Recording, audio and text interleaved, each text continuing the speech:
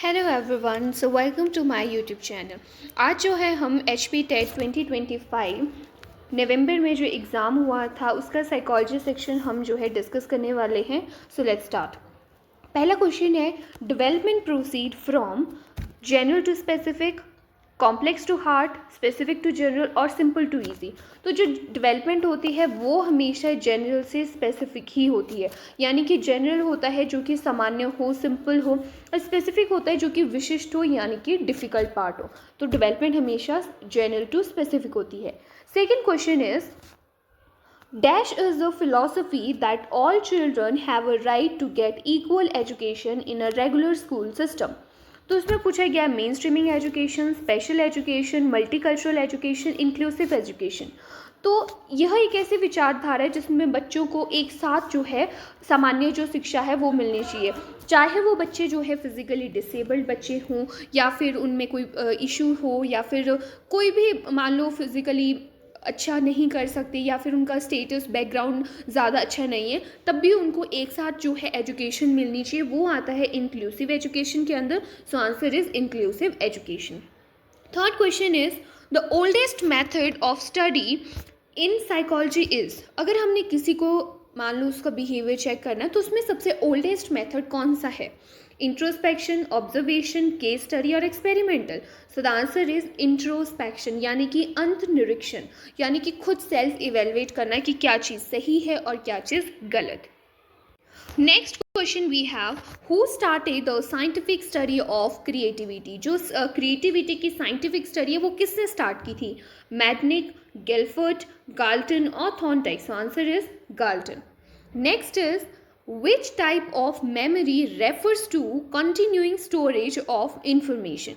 तो इनमें से ऐसी कौन सी मेमोरी है जिसमें जो इंफॉर्मेशन है वो कॉन्टीन्यूसली स्टोर होती है? Short term memory, long term memory, declarative memory और procedural memory.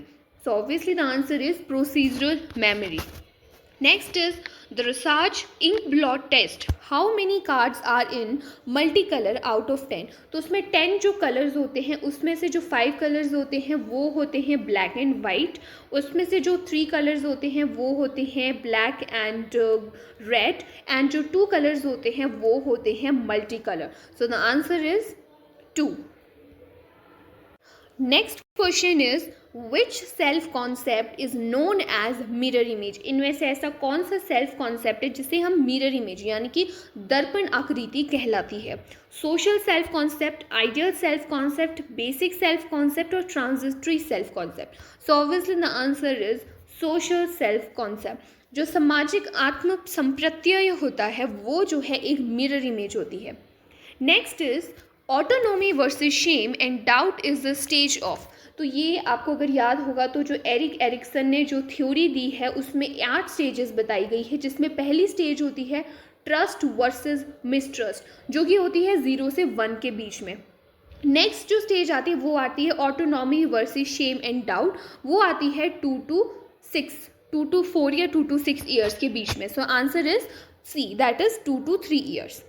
Next is, according to Freud it is based on. तो इसमें जो है सिगमंड फ्रूड ने इट, ईगो और सुपर ईगो, 3 जो ईगो थी उसके बारे में बताया गया था।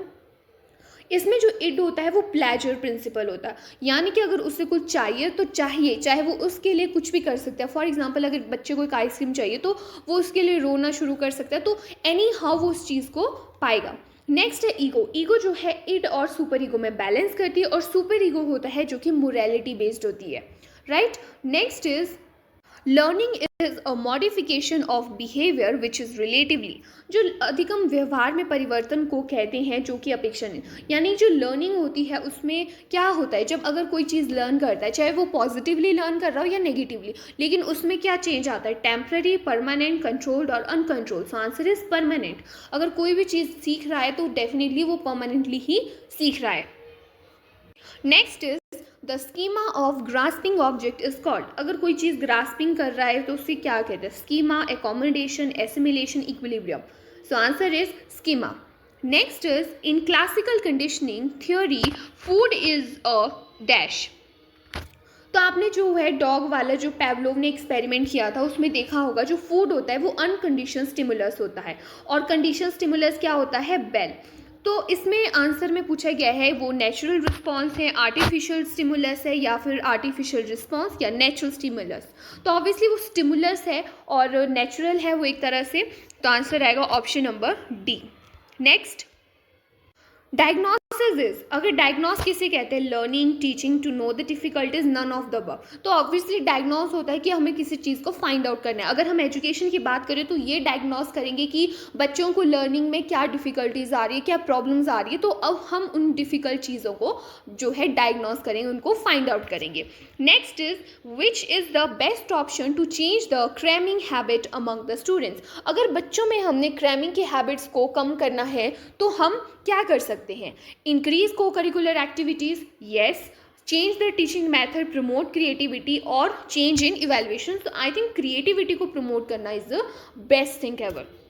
Next is encoding is the process. जो एनकोडिंग आती है वो आती है मेमोरी में, तो उसमें एनकोडिंग के साथ साथ क्या आता है, एनकोडिंग, रिट्रीवल और स्टोरेज आती है, 3 चीज़ें आती है और ये मेमोरी का ही पार्ट है।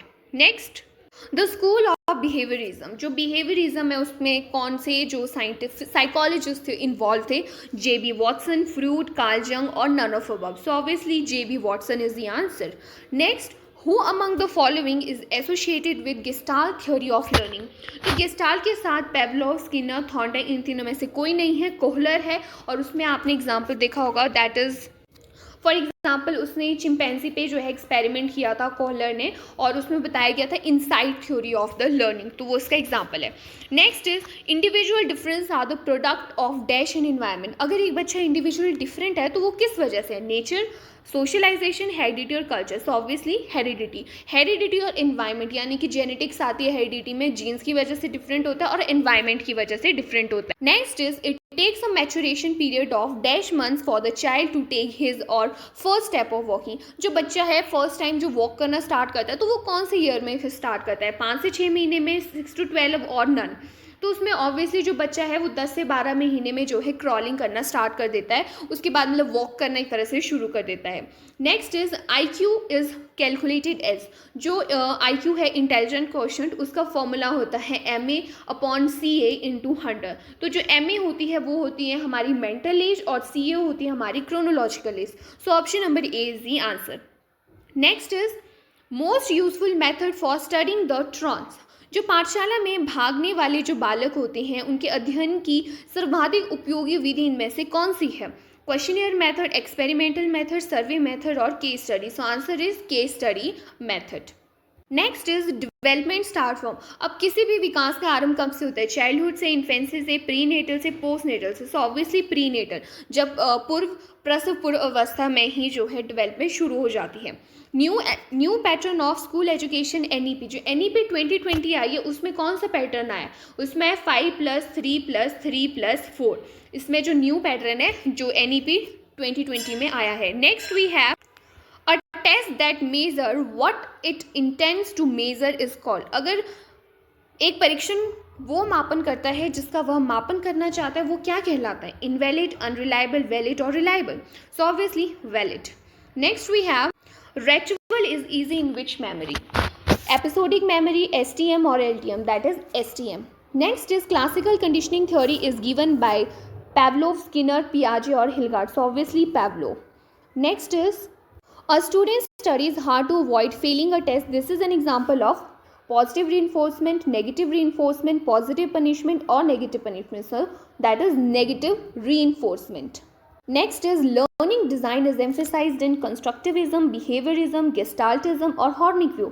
So obviously constructivism. Next is who compared human mind with floating iceberg of ocean, Sigmund Freud, James Cattell or Alpert. That is Sigmund Freud. Next is who made 16 personality factor questionnaire, Erickson, Binet, Watson or Cattell. So answer is Cattell.